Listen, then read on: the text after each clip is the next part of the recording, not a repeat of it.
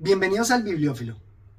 Continúo revisando las obras de la colección de los clásicos de Grecia y Roma.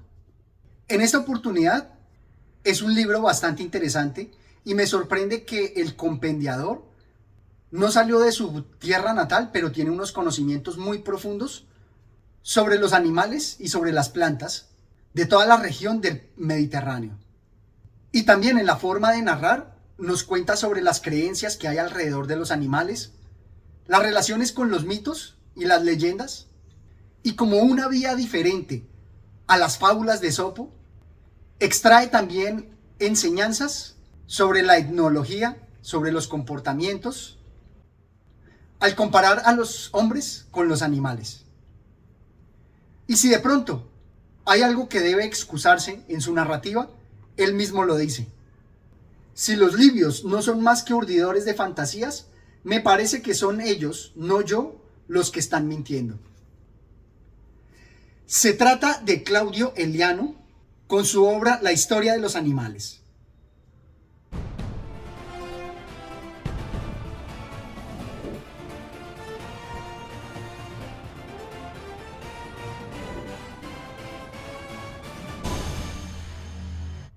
El autor romano nos presenta con gran detalle la forma de cazar los animales, también sus comportamientos y sus interacciones con otros animales. También resulta muy interesante las imágenes que nos presenta, imágenes recurrentes en la literatura y que han sido posteriormente aprovechadas. Tal es el caso del canto fúnebre de los cisnes o las enseñanzas contra el incesto que ve ratificadas por comportamientos de otros animales. Ahora bien, el camellero de un rebaño tapó completamente a una camella, dejando visible solamente sus partes genitales, y luego arrimó el hijo a su madre.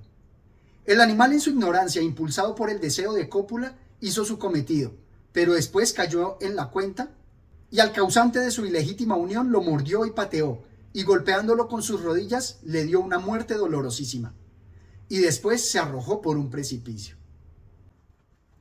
Destaco este pasaje porque es utilizado posteriormente en otras obras. Asimismo, uno sobre el famoso general romano Craso, el triunviro que compartió el poder con César y con Pompeyo. Nos dice así: según he oído, Craso lloró cuando la Murena murió y la enterró. Y al decirle un día a Domicio: insensato, ¿lloras a una muerta Murena? Respondió y dijo: yo lloro a una bestezuela, pero tú has enterrado a 3 esposas y nunca las has llorado.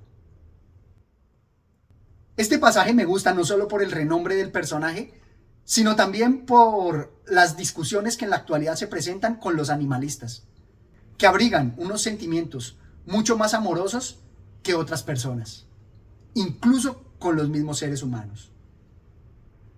Como les decía, estas obras también nos presentan algunas moralejas de forma similar a las fábulas, que incluso pueden interrelacionarse los animales utilizados en las fábulas o comportamientos de los animales que nos enseñan tanto como las fábulas. Las cigüeñas atienden con amorosa solicitud a sus padres cuando estos son viejos. No es una ley humana la que exhorta a estas aves a hacer esto, sino que la causa de su conducta es la naturaleza. Estas aves aman también a su descendencia. Este pasaje nos permite reflexionar bastante si es que los hombres extraen enseñanzas de la naturaleza o la misma naturaleza es la que nos enseña a los hombres. También me gustó mucho una que habla especialmente de las abejas, en cómo la reina, con solo su dignidad y sin necesidad de armas, ostenta el poder. Dice así: y los entendidos en estos menesteres concuerdan en afirmar que las restantes abejas, en presencia de sus gobernantes, abaten sus aguijones como renunciando y haciendo cesión de su autoridad. Cualquiera quedará impresionado de cada una de las prerrogativas reales ya mencionadas, porque si no poseyesen instrumentos para ofender, esto sería digno de señalarse. Pero si teniéndolos no lo hacen, esto es mucho más digno de notar, mostrándonos que los gobiernos no solamente se hacen con el poder de las armas, sino también con la majestad la dignidad del rey. En otros pasajes sobre el agradecimiento o la fidelidad de los amigos, destaca algunos comportamientos particulares de los animales, como este.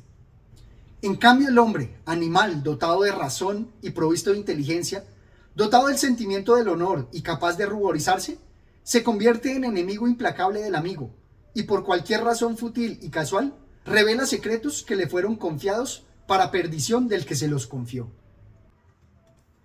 Me gusta porque aparte de mostrarnos los hechos científicos o conocimientos profundos de los animales, también aprovecha para hacer reflexiones profundas sobre la humanidad. Nos dice en otra parte: pero ¿para qué añadir a lo dicho todos los daños que los hombres han infligido a sus propios amigos para obtener inicuo provecho, tendiéndoles acechanzas y traicionándoles? Y me aflige pensar que un perro se muestra más leal y más afectuoso que los hombres. Estos pasajes nos muestran cómo la naturaleza, a través de los instintos, tiene comportamientos mucho más lógicos y bondadosos que los expuestos por el hombre, que en teoría, dotado de la razón, debería comportarse de mejor manera. También me gusta que lo que nos presenta no solo se circunscribe a los comportamientos éticos o netamente biológicos, sino que trasciende también incluso a la religión, como acá. Así pues, los elefantes se posternan ante los dioses, pero los hombres dudan de la existencia de los dioses y, en el caso de que existan, de que se preocupen de nosotros. Este pasaje, aparentemente tan sencillo, está realizando una crítica profunda al estoicismo y al epicureísmo, que planteaban la indiferencia de los dioses, en el caso de Epicuro, para sobre los asuntos de los humanos, o su inexistencia, en el caso de los estoicos, debido al determinismo y a la necesidad del devenir histórico. Y de nuevo él, comparándolo con los animales, muestra que ellos tienen actitudes mucho más piadosas y religiosas que los mismos hombres. Me he adelantado un poco mostrando principalmente estos temas que pudieran ser más humanitarios y de la razón, pero también lo valiosísimo de la obra está representado en temas netamente científicos, como son el uso de medicinas y prácticas que impactan la salud. Nos dice así: en efecto, si una persona que no ve bien mezcla bilis de águila con miel ática y unge los ojos con la mezcla, verá y adquirirá suma agudeza visual.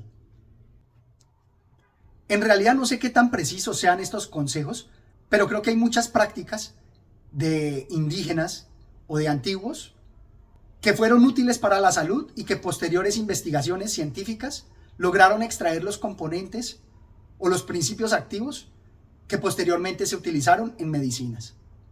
Por eso quiero destacar estos pasajes, como este otro que se refiere a las prácticas médicas aprendidas de los animales. Dicen que de esta conducta del perro, los egipcios aprendieron la práctica de purgarse. De verdad, esto hace pensar muchísimo en cuánto avance hemos tenido solamente con la contemplación de la naturaleza y sus comportamientos.